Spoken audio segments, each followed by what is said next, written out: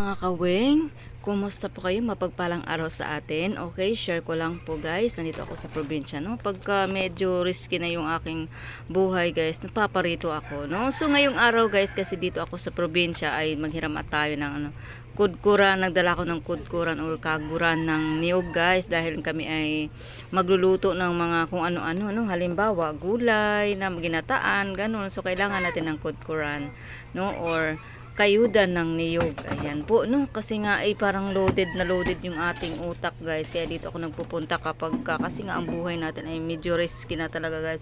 At gusto ko nang matulog ng maaga para ma-relax naman yung aking utak. So ganun guys. No, dito yan sa probinsya namin, alam mo na kasi 'di ba magkakaedad na. So medyo mahamog dito sa amin kapag kaumaga guys, mga kaibigan, mga kaweng. So ngayon maglalakad tayo para ma-energy yung ating paa.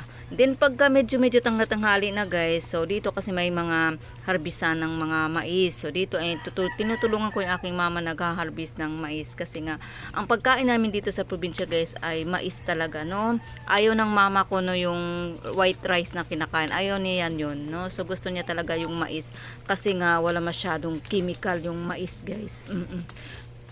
Ayan, so talagang nagtutulong talaga ako mag-harvest ng mais. Ayan, para maaliw-aliw din naman yung ating sarili. And then pagkatapos, siyempre ako nagluluto din ako rito. Hindi ko alam kung ano pang niluluto ko, basta lang ako, tapos naglagay ako ng tubig pa. Yan, oo. So ito guys, ay pag wala kaming ulam, magluluto ako ng sabaw. Ayan, may tanglad, super tanglad laki. Kasi nga para, tayo, maganda din kasi ito sa kalusugan natin. Din maglagay tayo ng asin, pampalit. Kasi nga ito guys ay nagtinula ko ng manok, native na manok. Ay ang sarap nito, grabe mga kaweng. And then yung aming kanin guys, mais na mais, no? So yun guys, kasi nga hindi mahilig yung aking mama na palay, no? So ito nga ito na naman, nagbabalat na naman kami ng mais. Kasi yun ang buhay namin dito sa probinsya guys, nung aking mama. Sabi ko kay mama, wag ka nang mama, kasi naman, kaya ka naman yung suportahan, pero hindi pa rin. So yan, nag-iigib lang ako ng tubig para may pang-inom kami. So very organic talaga dito guys. Ito yung shell namin dito guys. Kinukuha lang din sa aming fish pan. Ayan. So kuhanin namin yung laman kasi adubuhin namin. Ganun. Tanggalin namin yan guys. So yun lang po. Share ko lang yan po. Inadubo na namin. Tara, kain na tayo mga kawing. So mai-share ko lang guys yung aming ginagawa dito guys sa probinsya. Ayan, nakaupo-upo na kami dyan, tapos kain na kami ng bilo-bilo, binignit. So ito pala yung aming bahay kubo mga kaweng. Ayan, dito sa probinsya. So simplihan lang siya, pero kasya naman. So yun, wala kaming upo-upuan dito guys. Nakaupo na lang kami kung kahit saan dyan. Kasi sa gilid, ako dito sa gitna, ganun, no? So wala talagang probinsya talaga style guys. Yun ang aking mama, tawang-tawa siya. Ayun. Ito kasi kumakain kasi kami ng bilo-bilo, ayan, or binignit, ito ang tawag mga kaweng. Oo, kasi minsan talaga guys, hindi talaga natin may iwasan loaded yung ating utak talaga, no? 'Di ba? And then pag gabi na, ito na. No, so pasensya guys, medyo maingay dito sa aking paligid. May voice over lang kasi. Yan po guys, dito kasi ay guys, walang internet, walang signal, so hindi ka makadata, so wala. So lahat wala kang magawa kundi ang matulog, chika-chika, ganun, matulog ng maaga, ganun. So yun. And then pagka umaga kasi may nagawa-gawa kami kasi ganyan na parang parang pwede maliguan guys, 'di ba? Kasi wala kaming yung swimming pool na inflatable, ano ba yung tawag, basta yun na yun, sorry.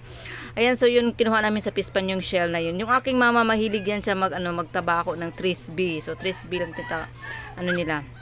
tinatabako yung pagkalibangan niya guys. So ito yung aking mga pamangkin, sobrang kulit mga kaweng.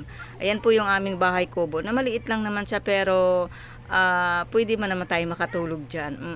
So yan, dito siyempre walang rito, talagang walang pollution dito, walang air pollution, talagang maganda rito mag-stay guys.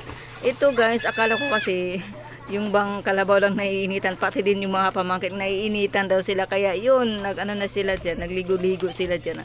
No, ang sarap ng feeling, no, mga bata talaga, o mga pamangkin ko yan, tsaka yung kapatid, ayan po, no, mga kawing. So dito muna ako naggagawi guys.